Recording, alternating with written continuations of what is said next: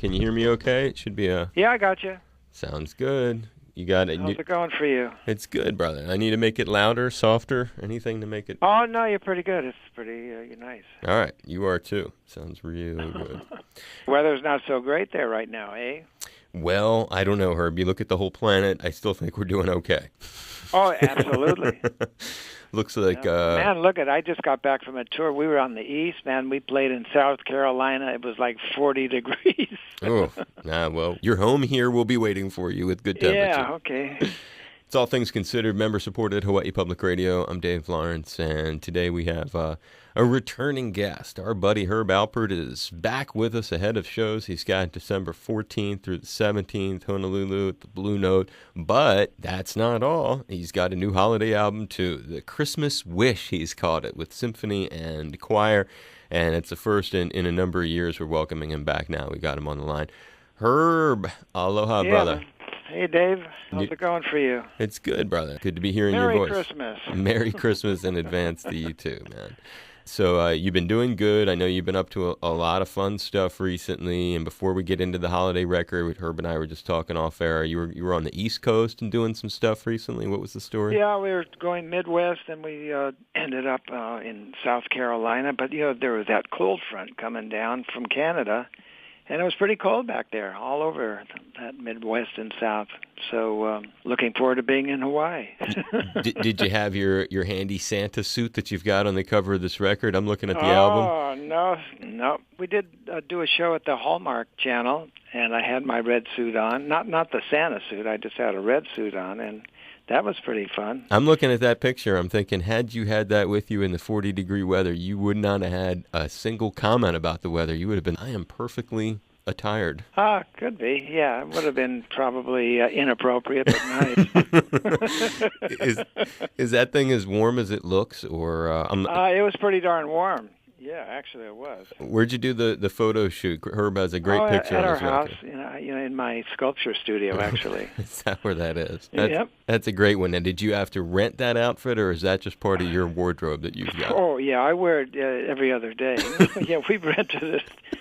Yeah, no, that was my nephew, Randy, Badass Alpert, who's our co-manager. That was his idea. He's been after me to do that since I did that album with the Tijuana Brass in the 60s, where I had that kind of Santa look. Right. And he was all for, 50 years later, doing something that was similar but not the same picture. So it's a great outfit. I love it. I think if you wore that at the Blue Note, it would really impress people, but it might get a bit warm in there with that. And you don't think they throw things at me? I think you'd help them get into the spirit. I think they would demand an entirely Christmas Wish set list, but I don't think... Oh, okay. Well, they're going to get in the spirit. We're going to play some Christmas songs. And how much of the set is... now, last year it was a great mix, and people who've never seen Herb, it's a good run through history, tells some fun stories. Oh, this is even going to be better. We have some visuals with us this time that's beautiful, especially when I do the Tijuana Brass medley. Mm-hmm. There's some old footage of things we did with television shows, and Lonnie does a medley and kind of reminisces with the old Brazil 66 footage. So it's going to be... People will not be disappointed with this show. We're bringing some good elements into it. And I'm sure they won't be. You sold the things out way in advance last time. You got a huge fan base. Are there even still tickets for sale, or are we just wasting our time talking? I really, Dave, to tell you the truth, I don't follow that, I know you don't. I have such a great time playing. It's one of my passions in life. I love to make music. I love to been able to make music and make X amount of people happy, and it's really a good feeling. Yeah, you got a really good life. Everybody knows that. It's you wake up. I remember what you said. I wake up every day excited for what's coming next, or something like that. Well, yeah, I actually do, because I'm really passionate about what I'm doing. But I think in order to have that, you need the stability. And I got an angel. I married an angel. Yep. Lonnie and I will be celebrating our 44th wedding anniversary while we're playing at the Blue Note. And it's just been an amazing ride for me. Now, who's in the band? Same group of cats that you had last time? Same group. Okay. Same group of cats. Characters. We've been with them for the last over 11 years, and fun bunch of guys. They're not only hired guns. They're our personal friends, and they're incredible musicians. So it's always fun to play with them. Night after night, we invent a lot of stuff. But the Tijuana Brass Medley is pretty well set up with the songs that people remember, and around that is up for grabs, a lot of improvisation and a lot of fun. Now, forgive me for forgetting the whole makeup of the band, but how many cats do you tote out here when you come to play again? Give a little rundown. It's just simple. It's a transparent group. It's just drums, bass, and keyboards. Period. Done. There's nothing for Lonnie and I to hide behind. It's we don't have the toys and whistles. We don't have, additional horns or singers. It's very casual, very simple, very good, and very honest, I believe. Well, the opposite, not that it's not honest or anything, but you have a lot of folks around you when it comes to this record. 45-piece orchestra and then 32-member choir. Talk about, for a guy who knows, you obviously know what you want when you set out to do something. Did you say to yourself, I want a big orchestra, I need it to be this big, I need the choir? Like, what goes into the thinking that sets that up? Yeah, that's a good question. When I did the Tijuana Brass Christmas album in the 60s, it was on, I didn't have a bucket list, actually, but I always thought it'd be nice to do one with orchestra and choir.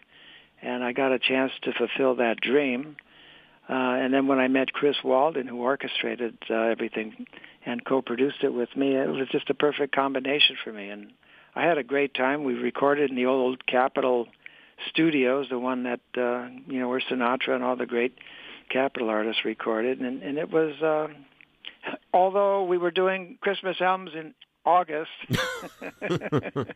it was a great experience. And the album is good. And, well, to tell you the truth, the album has been #1 on the contemporary jazz chart, contemporary music chart on Amazon and Billboard. So it's people are loving it. So it's been great for me. Any details about the recording, the arrangement? Herb's got all kinds of tunes that people know and love on here, and sometimes when you're tackling those, you always wonder if you're trying to put your own spin or you're also trying to retain the classic vibe of the song. Anything interesting as you went to do this that came up? Well, I always try to put my spin on everything I record because, we certainly don't need another Christmas album. They're all over the place. Right. And I wanted to do something that's, my own take on it. So on a lot of these songs, it's just, songs that I remember growing up as a kid, and songs that are kind of like drilled into me. And I always wanted to do something with Santa Baby because I remember that Eartha Kitt recording of it. And so I came up with a concept I think that really works. So that's one of my favorite songs on the album, although to tell you the truth, I think the album is good. It's filled with really fun music. It's easy to listen to. It's not trying too hard, although, we have a huge compliment, but it's all done in great taste. And I'm not desperate, to keep my name in lights. I just love the process of recording.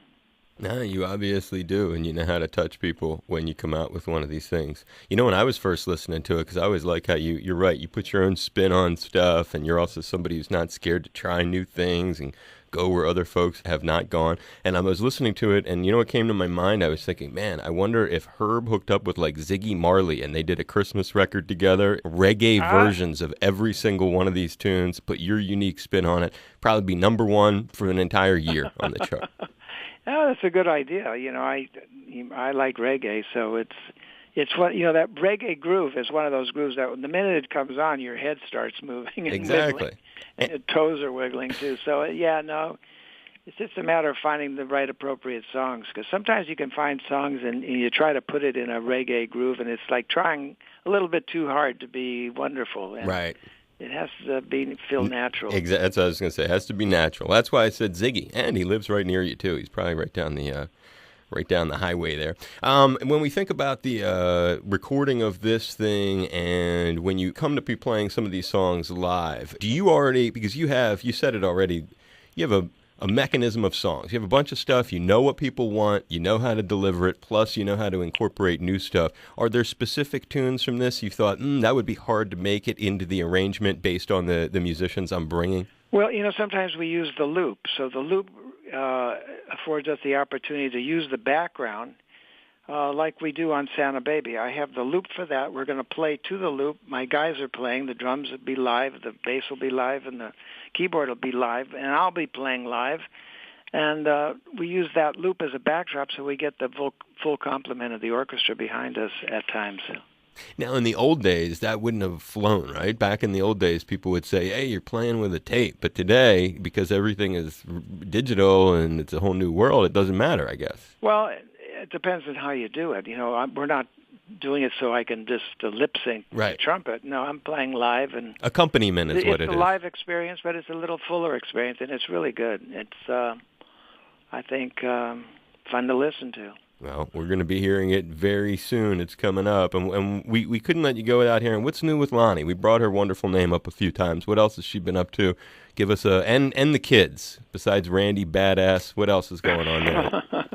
Well, Lonnie's great. I mean, like I said, she's an angel. She changed my life.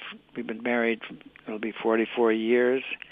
I'll tell you, she wasn't too happy when we played in South Carolina. We played at this jazz festival in Kiowa Island, South Carolina. That's a jazz festival that they have every year, and they hold it outside. So at night we came on at like 8:45 at night, and it was cold, man. It was cold because there was this cold front coming in from Canada.